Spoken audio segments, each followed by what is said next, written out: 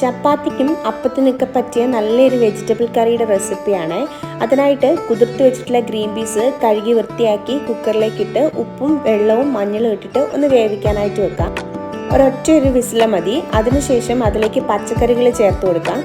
ആ ഗ്രീൻ പീസിനൊപ്പം തന്നെയാണ് ചേർക്കുന്നത്. ഞാനിവിടെ എടുത്തിട്ടുള്ളത് ക്യാരറ്റും ഉരുളക്കിഴങ്ങും ബീൻസും ആണ്. അത് അതിലേക്ക് ചേർത്ത് കുറച്ചുകൂടി ഉപ്പും മഞ്ഞളും കുറച്ച് വെള്ളവും കൂടി ഒഴിച്ച് വീണ്ടും ഒരു വിസിൽ വേവിച്ചെടുക്കണം. അത് വെന്തതിന് ശേഷം നമുക്കൊരു ചട്ടിയിലേക്ക് കുറച്ച് വെളിച്ചെണ്ണ ഒഴിച്ചു കൊടുക്കാം. അതിലേക്ക് കടുക് പൊട്ടിക്കാം. ഇനി അതിലേക്ക് ചേർത്തിട്ടുള്ളത് ഇഞ്ചിയും വെളുത്തുള്ളിയും കൂടി ചതച്ചതാണ്. അത് നന്നായി ഒന്ന് വഴറ്റിയ ശേഷം ഒരു സവാള അരിഞ്ഞതും 4 പച്ചമുളക് അരിഞ്ഞതും കൂടി ചേർത്ത് നന്നായിട്ട് വഴറ്റിയെടുക്കണം. ഇനി അതിലേക്ക് ഒരു നുള്ളു ഉപ്പും അതുപോലെ മഞ്ഞളും കൂടി ചേർത്തിട്ട് നല്ലതുപോലെ മിക്സ് ചെയ്യാം. 1 ടീസ്പൂൺ മുളക് പൊടി കൂടി ചേർത്ത് കൊടുക്കുക. ഇനി അതിലേക്ക് അരിഞ്ഞു വെച്ചിട്ടുള്ള ഒരു തക്കാളി കൂടി ചേർത്ത് നല്ലതുപോലെ വഴറ്റിയ ശേഷം നമ്മൾ വേവിച്ച് വെച്ചിരുന്ന പച്ചക്കറിയും ഗ്രീൻ പീസും കൂടി ഇതിലേക്ക് ചേർത്ത് കൊടുക്കാം. ആ വെള്ളത്തോട് കൂടി തന്നെ ചേർത്ത് കൊടുക്കാം.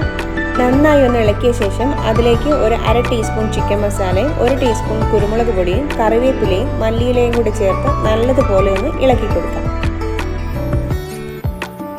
ഇതുപോലെ ചാറൊന്ന് നന്നായി കുറുകി വന്നതിന് ശേഷം അതിലേക്ക് ചേർത്ത് കൊടുത്തിട്ടുള്ളത് തേങ്ങാപ്പാലാണ്. 1 ഗ്ലാസ് തേങ്ങാപ്പാൽ ചേർത്ത് ഒന്ന് ചെറുതായിട്ട് ചൂടായി കഴിഞ്ഞ പാടെ തന്നെ നമുക്ക് ഗ്യാസ് ഓഫ് ചെയ്ത് കൊടുക്കാം.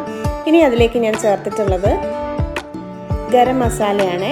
അതുപോലെ ഇത്തിരി വെളിച്ചെണ്ണയും കൂടി ഒഴിച്ച് കഴിഞ്ഞാൽ കറി റെഡി ആയിട്ടുണ്ട്. അപ്പത്തിനും ചപ്പാത്തിക്കൊക്കെ നല്ലൊരു കോമ്പിനേഷനാണ്. ട്രൈ ചെയ്ത് നോക്കണേ.